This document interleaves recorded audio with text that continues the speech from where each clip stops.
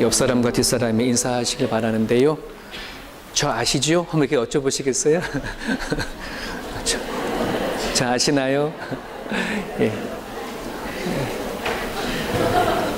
그냥 눈인사 하는 거예요. 내 옆에 모르는 분이 계시나 앉으시나, 예. 같은 교회 식구들이고 하니까 지금은 서먹서먹하고 할지 모르지만, 예, 하나님 나라 가면 영원히 다 살아갈 사람들입니다. 예.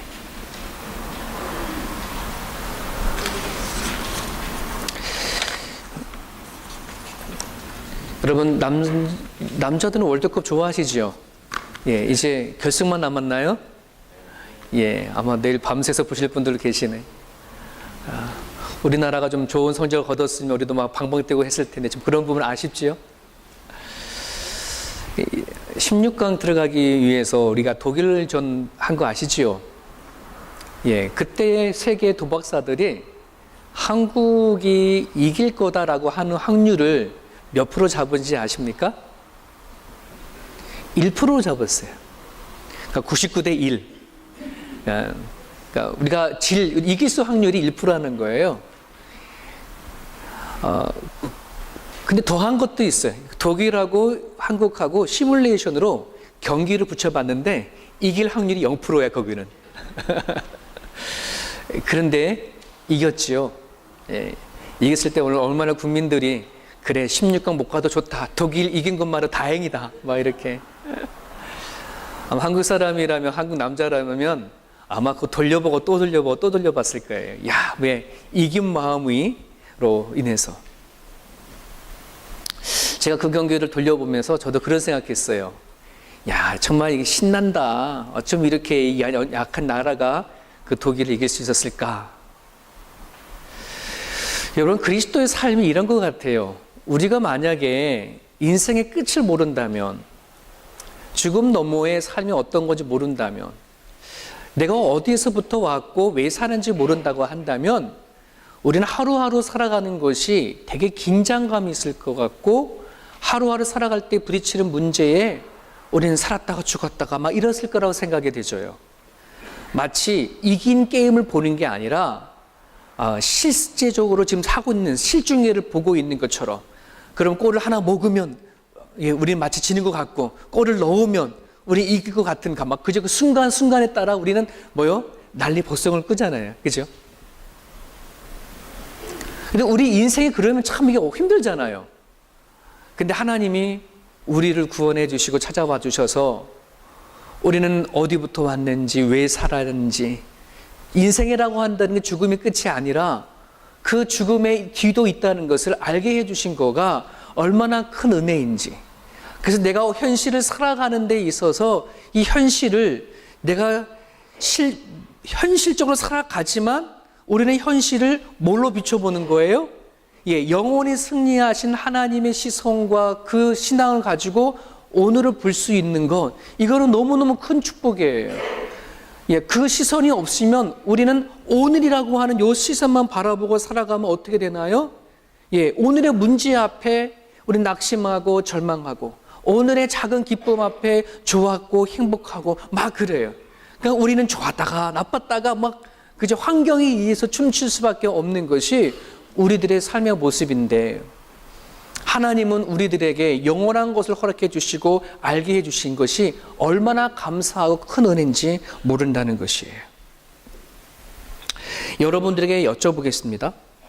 만일 우리가 살아가다가 정말 죽을 병에 걸린 어떤 병에 걸렸거나 아니면 어떤 사고로 인해 가지고 되게 위독한 상황이 되어질 수 있다고 한번 상상을 해봅시다. 물론 그런 일들이 앞으로 있을 수도 있고 없을 수도 있겠지만 말이죠. 자, 그런데 그 내가 어렵고 내가 감당할 수 없는 문제에 다시 살 수 있는 거, 회복할 수 있는 길이 있다면 여러분 어떻게 하시겠습니까? 그야 뭐 물어보나 마나죠. 내가 있는 거 다 통틀어서 뭐 할까요? 다시 살 수 있는 기회를 살 거란 말입니다. 치료할 수 있는 방법을 붙잡을 겁니다. 여러분, 기독교 안에서 복음이라고 한다는 것은 뭐냐면 마치 그런 거를 제시해 주는 거예요. 예, 우리가 살 길을 불가능하고 한 건데 방법이 없는데 내 힘으로 할 수 없는 것인데 기독교의 복음은 그거를 제시해 주는 거예요. 아무런 대가도 없이 그냥 공짜로 무료로 내가 너희에게 살 길을 준다라고 한다는 것이 기독교의 복음이에요. 자, 그럼 그것을 우리는 다 가진잖아요, 복음이. 이것에 대해서 여러분들 얼마나 감사가 되고 기쁨이 되어지나요? 만약에 누군가가 이 사실을 알고 있음에도 불구하고 시큰둥한다 하면 아마 둘 중에 하나의 경우일 거예요. 하나는 뭐 아직까지 그런 일이 일어나지 않았는데 뭐, 그죠? 내가 뭐 죽을 병에 걸린 것도 아니고 위독한 상황도 아닌데 뭐 그런 일이 내 가운데 있겠어? 난 지금 그냥 괜찮아 하는 그런 마음의 상태일 때는 그냥 그 복음이라는 것도 우리에게 거저주는 제시하는 것도 별 시큰둥하게 생각할지도 모르겠어요. 아니면 이미 나 다 알고 있어요. 그 다 가졌어요, 이미. 뭐 그렇게 생각하는 사람도 있겠죠. 여러분은 어떻습니까? 내가 하나님이 주신 이 복음이 나에게 지금 현재 어떠한 변화를 주고 있고 지금 내가 앞으로 살아가는 데 있어서 어떤 영향력을 끼쳐주는가, 파워가 되느냐, 힘이 되느냐, 시큰둥하느냐. 여러분들이 예수님의 복음이 어려면 어때요? 살아가는 삶 가운데 그저 그래요? 아니면 매 순간순간 나를 살게 하는 힘이 되고 원동력이 되나요? 오늘의 이 메시지는 어떤 거냐면 구원을 받았고 하나님이 승리하신 삶이라고 한다는 것을 알게 해주시고 주셨는데도 불구하고 내가 살아가는 가운데 신앙의 전진도 없이 그냥 시큰둥하는 사람에게 주시는 메시지예요. 내가 하나님을 믿고 하나님 복음을 받아들이고 했으면 신앙에 대한 전진이 있어야 되고 나가야 되는데 그냥 그러려니 나는 구원 받았으니까 하는 자에게 주시는 메시지예요. 여러분, 바울이 예수님을 만나기 전에 하나님을 알았어요, 몰랐어요? 하나님을 알았어요. 그죠? 하나님을 믿었단 말이에요. 존재를 알았고 존재를 믿었어요. 그건 유대인 학자였기 때문에.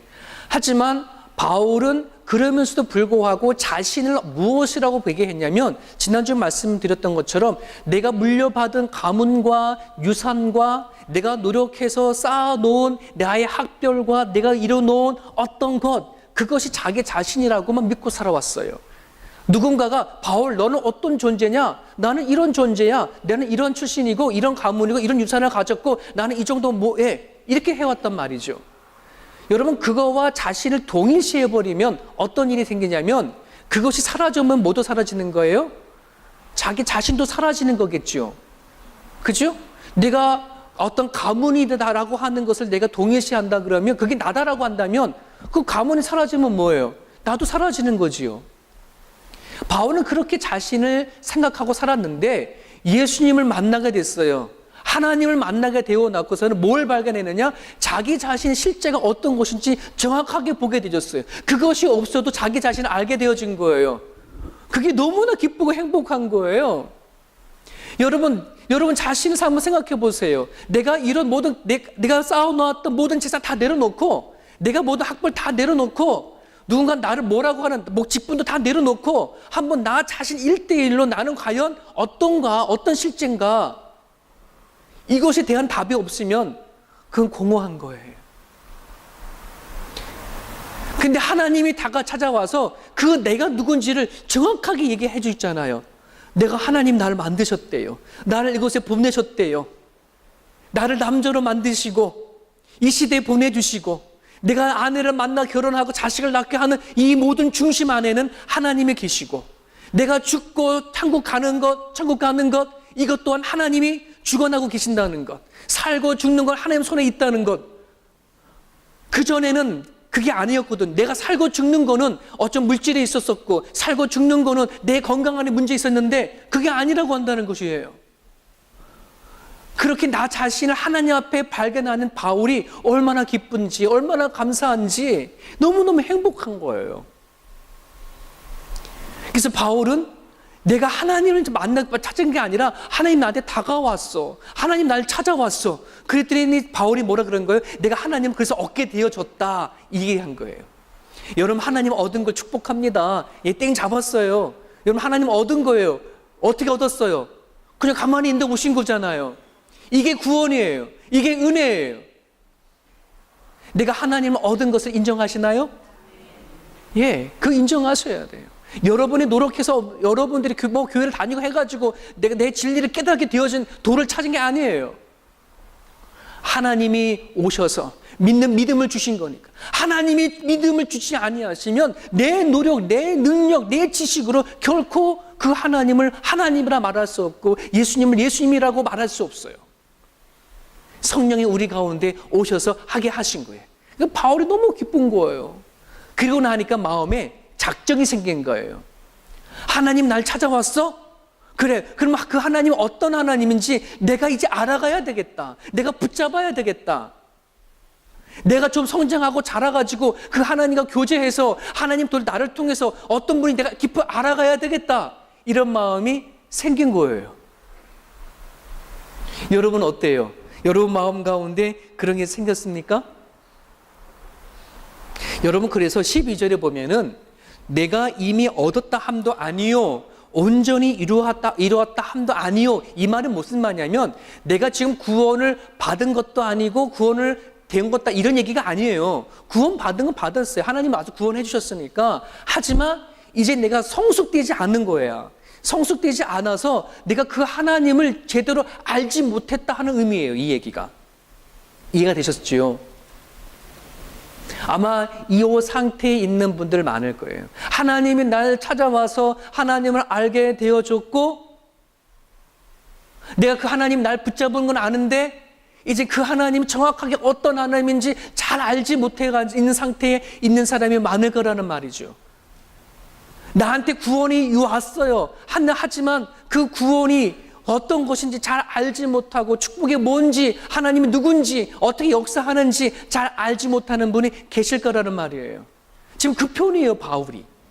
나는 아직 다 이루어진 것이 아니야. 성숙되어진 것이 아니야. 성숙되어져 갈 거야. 성숙 깊어져서 하나님 더 많이 알 거야 하는 그런 얘기인 거예요. 이 부분 안에서 좀 생각을 좀 깊이 하시는 분들은 이런 질문을 할 수 있을 거예요. 목사님 그래 봤자 예수님 믿고 구원 받는 거 아니겠습니까? 예수님 믿고 구원 받으려고 하는 것인데 뭐 굳이 뭐 그렇게 우리가 영적으로 성장하고 영적으로 자라고 그렇게 할 이유가 뭐가 있겠습니까? 예수님 믿고 교회 다니다가 하나님 부르면 가면 그만이죠. 굳이 마음도 맞지 아니하는 성격도 맞지 아니하는 교회를 다니면서 사람들과 어울려서 교제할 필요도 없고 굳이 내가 내 의를 드러내기 위해서 교회 가서 봉사하고 남 섬기고 그럴 필요가 뭐가 있습니까? 어차피 예수님 믿고 구원 받는 거 아니겠습니까? 나 예수님 믿어요. 나 그러니까 구원 받는 거 됐으니까는 그냥 예수님 교회 다니고 오는 걸로 충분하지 않습니까? 아마 그렇게 생각할 수 있는 분들도 계실 겁니다. 심지어는 이런 분도 계셔요. 교회 가가지고서는 굳이 예배 드리고 사람들과 힘들게 부딪히며 살아갈 필요가 뭐가 있어? 나 예수님 믿어. 하나님 계신 거 알아. 성경에 분명히 예수님 믿으면 구원 받는다고 했으니까 난 예수님 믿어. 그것으로 인해서 구원 받았다고 하는 안심이 되어져서 교회를 심지어 나가지 않으면서 난 예수님 믿으니까 구원을 받는다고 생각하는 사람이 있을까요? 없을까요? 있어요. 아주 많아요. 아주 많아요. 왜 그렇게 생각할까요? 예수님 믿고 구원받으면 그만이다 하는 생각을 가지고 있기 때문에 그렇습니다. 하지만 바울이 말한 구원은 그렇지 않아요. 아니, 성경에서 말하는 구원은 그게 아니에요. 내 입장에서 내가 예수님을 믿으면 그만이라 하지 않아요. 여러분, 구원은 내가 이루는 거예요? 하나님 주시는 거예요? 내 입장에서 나는 예수님 믿으니까 구원 받았을 거야 라고 내가 판단하고 생각한다고 되어져서 구원이 이루어지는 게 아니에요. 구원은 하나님이 하시는 거예요. 하나님의 입장에서 하나님의 뜻이 뭔지, 하나님의 목적이 무엇인지 알고 그대로 살아가는 과정 가운데 구원이 이루어져요. 여러분, 지난주에 말씀드린 바대로 하나님이 우리를 찾아왔단 말이에요. 예수님이 우리를 찾아왔어요. 그래서 우리를 뭐 하는 거예요?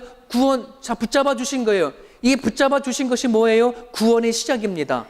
믿으시면 아멘 하십시오. 하나님이 나를 다가와서 붙잡아 주셨어요. 내가 붙잡은 것이 아니에요. 내가 죄인 되어졌을 때에, 내가 죽게 되어 그때에 내가 어떤 의로운 잔자가 되어져서 남들보다 더 잘 먹고 더 바르게, 더 착하게 잘 살아서 날 선택한 게 아니에요. 죄인 되었는 그 상태에서 하나님이 와서 붙잡아 주셨어요. 구원의 시작이에요. 자, 그럼 거기서 끝나는가요? 그렇지 않아요.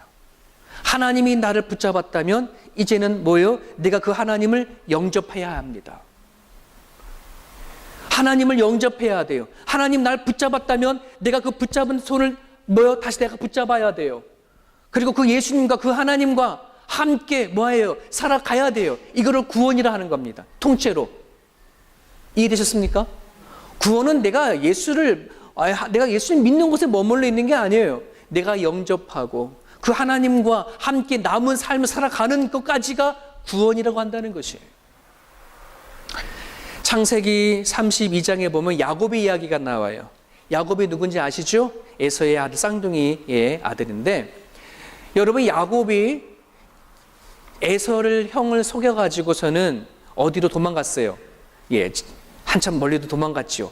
그리고서는 도망간 곳에서 색시를 만나서 살아가게 되어지고, 그리고 거기에서 열심히 일을 해가지고 재산도 모았어요.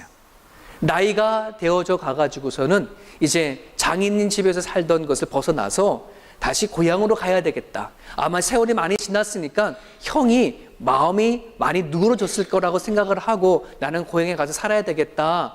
그런 마음을 가지고 자녀들하고 가족들하고 모았던 재산을 다 끌고 나오는데 소식을 듣게 되어져요. 형 에서가 여전히 화가 치밀어 올라서 뭐한다?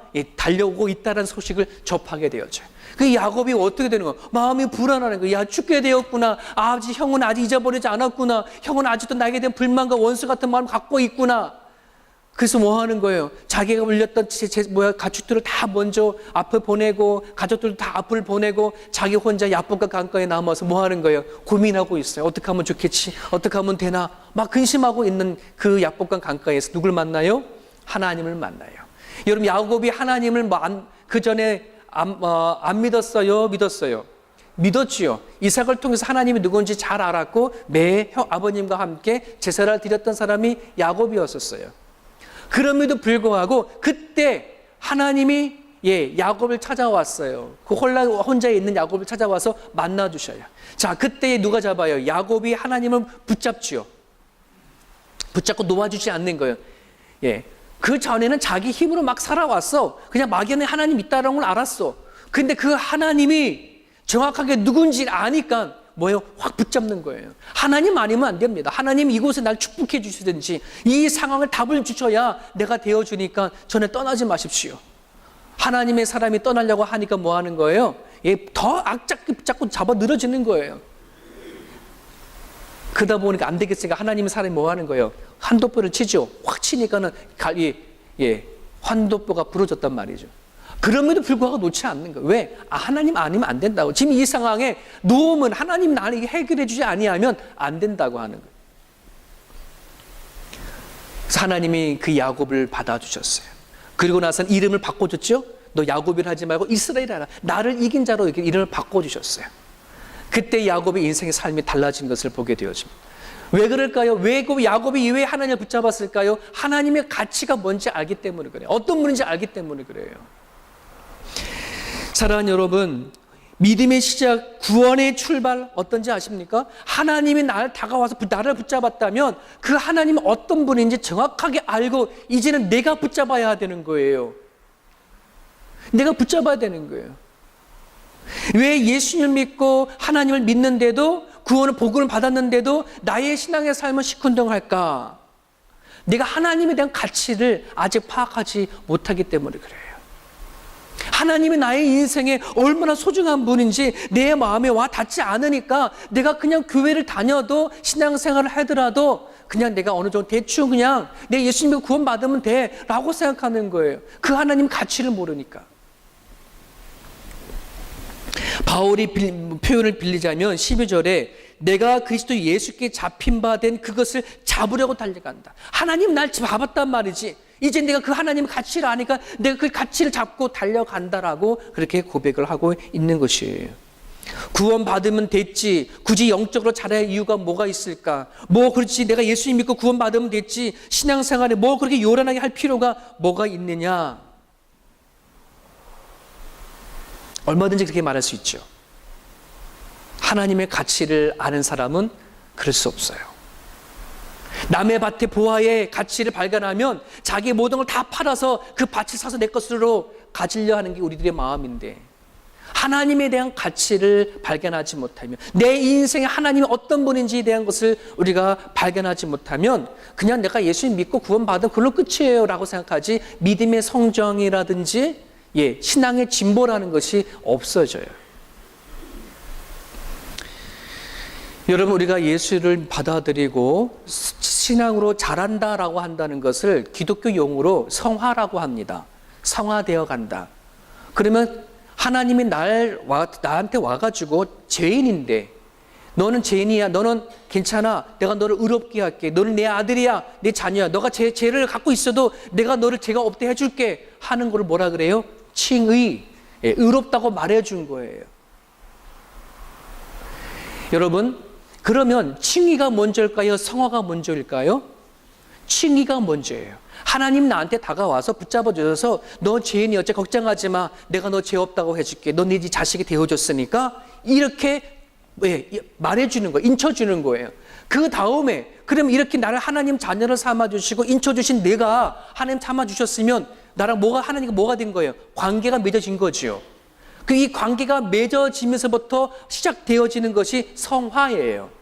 하나님과 관계가 깊어져 가면서 하나님의 자녀로서 성장해야 하는 것, 하나님 자녀답게 살아가는 것과 성화예요. 자, 그러니 여러분, 구원 안에선 성화가 없는 구원을 말할 수 있을까요? 잘못된 구원관이에요. 내가 단지 예수님 믿고 구원받는다? 그건 잘못된 구원이에요. 내가 예수를 믿으면 하나님 안에 뭐가 돼요? 성장해야 돼요. 깊어져야 돼요. 자라나야 돼요.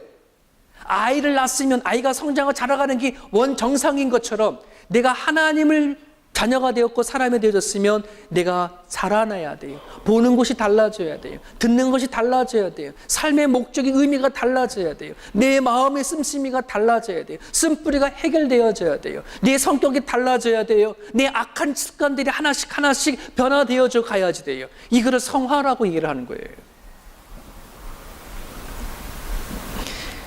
여러분, 내가 구원 안에 있느냐, 구원 바깥에 있느냐, 그것은 내가 그냥 하나님을 믿어요, 하나님 아니니까, 난 예수님 믿으니까 나는 구원의 안에 있어요 라고 말할 수 없어요. 구원의 안에 있느냐, 구원의 바깥에 있느냐, 이걸 아는 방법은 지금 내가 신앙이 성장하고 자라가느냐, 깊어져 가느냐를 가지고 내가 하나님 안에 있구나를 알 수 있어요. 여러분 어떠십니까? 두레교회를 10년 이상 다니신 분도 계시고, 두레교회 5년 또는 최근에 들어오신 분도 계시는데, 여러분 교회를 계속 5년, 10년, 20년 계속 다니면 자동적으로 내 믿음은 커지나요? 내 신앙은 자라나나요? 그렇지 않아요. 육신의 나이는 밥만 열심히 먹으면 뭐예요? 한 살 한 살 뚝딱뚝딱 먹어요. 하지만 영적인 나이는 그렇지 않아요. 남이 들려주고 설교하고 예배하는 걸로 해서 난 성장하지 않아요. 어린아이는 내가 젖을 막 져서 먹이면 얘는 자라나게 되어 있는데, 얘가 자라나면 어떻게 해야 돼요? 자기 스스로 밥을 먹어야 돼요. 자기 스스로 옷도 갈아입고 해야지 돼요. 그런데 5년이 지나고 10년이 지난 데에도 남이 주는 것만 자꾸 먹으면 자라나지가 않아요. 여러분들이 스스로 하나님의 말씀을 묵상할 수 있어야 돼요. 스스로 하나님 앞에 기도할 수 있어야 돼요. 스스로 하나님을 찬양할 수 있어야 합니다. 남이 모인 데서 함께 하는 것이 아니라 여러분이 혼자 있었을 때에 내가 말씀을 묵상하고 읽을 수 있어야 돼요. 그게 내가 밥을 떠먹는 거예요. 내가 혼자 있을 때 기도할 수 있어야 돼요. 내가 혼자 있을 때 하나님을 찬양할 수 있어야 돼요. 하나님을 생각하고 내 마음 안에 수많은 문제가 있고 걱정이 있는 것 하나님 앞에 가지고 나가서 기도할 수 있는 그 모습이 되어줘야지 돼요. 그래야 내 영은 성장하게 잘해져 있어요. 여러분, 수영하지 못하는 사람이 있다고 칩시다. 수영하지 못하는 사람이 바다에 빠졌어요. 자, 그 사람은 어떻게 죽을 운명에 놓여져 있는 거예요. 되죠? 장로님, 저 히터 좀 꺼주시겠어요? 하나님만. 네. 수영을 하지 못하는 사람이 물에 빠졌어요. 그러면 어떻게 되는 건가요? 네. 죽을 위기에 닥치는 거예요. 자, 그런데 어떤 사람이 구명보트를 던져줬어요. 그러면 그 사람은 어떻게 돼요? 얼른 구명보트를 잡으면 되죠. 자, 잡으면 되면 어떻게 되나요? 그게 올라타야 돼요. 올라타고 가만히 있으면 되나요? 아니, 어디로 가야 돼요? 가고자 하는 데로 가야죠. 여러분, 구원이 이거예요. 구원이라고 한다는 것은 하나님, 나는 죽게 되어 물에 빠져 죽게 되어졌어요. 왜? 여러분, 스스로 자기가 죽은 다음에 부활할 사람이 있어요? 한 사람도 없어요. 하나님의 생명을 주셔야, 부활시키는 능력을 주셔야 내가 죽은 다음에 부활하는데, 내 스스로 죽은 다음에 부활할 수 있는 인간은 한 사람도 없어요. 우리가 예수를 왜 믿어요? 하나님을 왜 믿어요? 내가 죽어도 부활할 수 있는 능력이 내 안에, 생명이 예수가 내 안에 있기 때문에 우리는 죽어도 사는 거 아니겠습니까? 내 스스로는 부활할 사람이 없어요. 나는 죽게 되어졌어요. 그런데 하나님이 누굴 보내주신 거예요? 구원자, 구명보트를 던져줬어요. 이게 예수님을 통해서 온 거예요. 이게 구원이 시작이에요. 자, 그럼 우리 어떻게 해야 돼요? 구원 보트를 잡아야 되겠죠. 이게 영접이에요. 오늘날 많은 사람들이 여기에 머물러 있어요. 하나님은 날 찾아와서 구원하신 건 알아. 난 구원 받았다고는 해. 그래, 영접하지 않았단 말이에요. 예수를 머리는 알아요. 하지만 한 번도 하나님, 내 문제 안에, 내 생각 가운데 들어오세요. 내 아픔 가운데 들어오세요. 내 문제 가운데 들어오세요. 영접하는 사람들이 많지가 않아요. 오늘날 교회를 다니지만 그냥 내 머리로는 하나님 앞에 와 있고 예수를 믿지만 한 번도 예수님을 내 마음에 초청하시지 못한 분들이 아주 많아요. 초청해야 합니다. 여러분의 아픔 가운데 초청해야 합니다. 문제 가운데 초청해야 합니다. 여러분의 삶 가운데 초청하셔야 합니다. 내 힘으로 할 수 없으니 하나님 들어오셔서 나와 함께 하여 주십시오. 내 성격은 자꾸만 이렇고 내 마음은 이렇게 아픈데 하나님 오셔서 내 마음을 치료해 주십시오. 특히 욱하고 있는 성격들 다 많은 사람들 갖고 있습니다. 가만히 있다가도 무슨 일이 터지면 욱하는 것, 남자 여자 할 것 없이. 여러분, 이것은요, 내가 성장하고 자랄 때 받은 상처 때문에 그래요.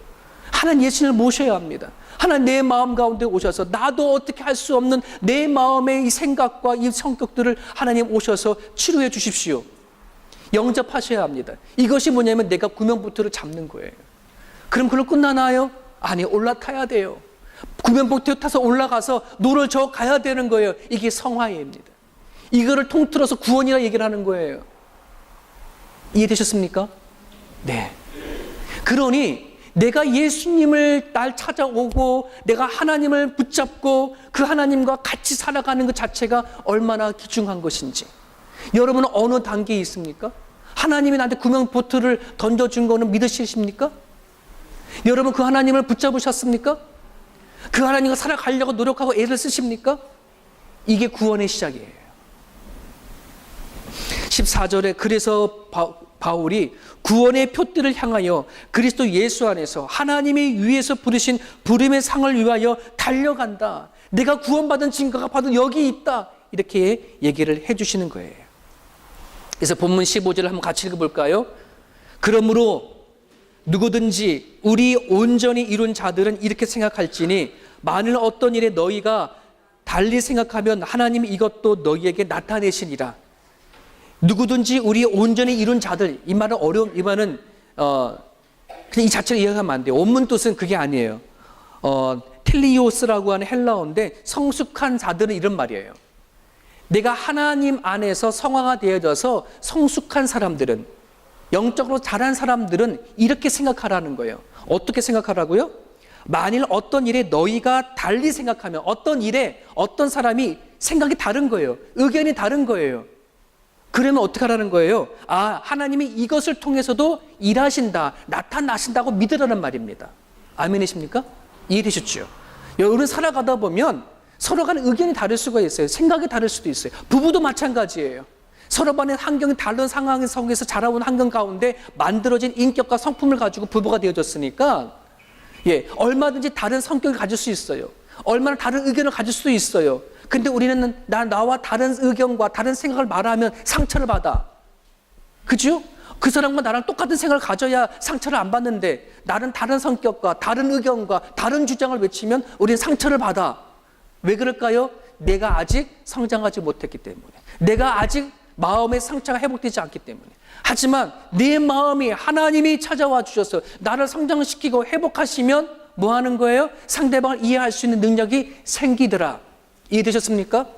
예. 그래서 사랑과 희락과 화평과 오래 참음과 자비와 양선과 충성과 온유와 절제, 성령 안에 만들어진 이 성품이 내 안에 만들어져 버리면 내가 그 상대방이 다른 의견이고 다른 성격이고 다른 여러 가지 주장을 한다 할지라도 하나님이 이 일을 통해서 일하시겠다.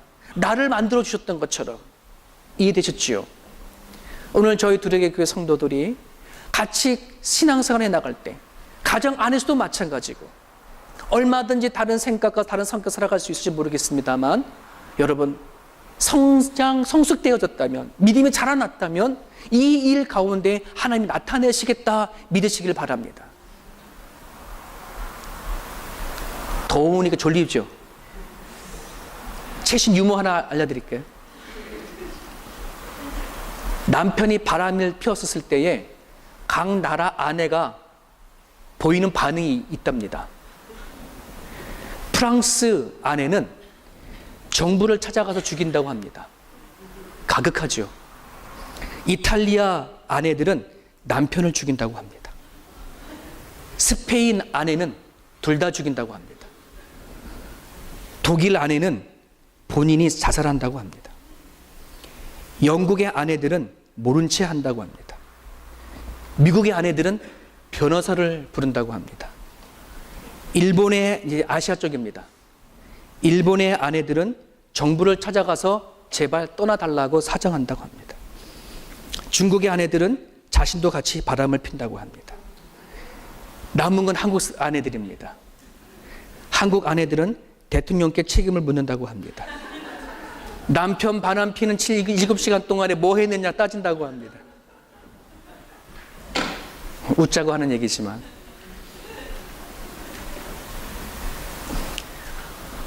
왜 남편과의 문제지 대통령과 왜 가서 묻냐는 거죠. 우리의 신앙도 마찬가지입니다. 나와 하나님의 관계가 문제지 남의 문제가 아니에요. 남 탓이 문제가 아니에요. 내 안에 신앙이 성장하고 자라다 버리면 남의 문제가 아니에요. 모든 문제는 내 안에서 시작되어지는 거예요. 성숙되어진 사람 내 안의 문제를 찾습니다. 하지만 성숙되어지지 아니하면 상대방에서 문제를 찾게 되어집니다. 여러분 오늘 오후에 도고기도 축제가 있습니다. 여러분 기도가 없는 신앙생활, 기도가 없는 구원, 기도가 없는 하나님의 관계는 말할 수 없는, 이건 상상할 수 없는 문제예요. 내가 하나님을 믿습니까? 구원의 감격이 있습니까? 여러분 기도 없이는 회복되어지지가 않습니다.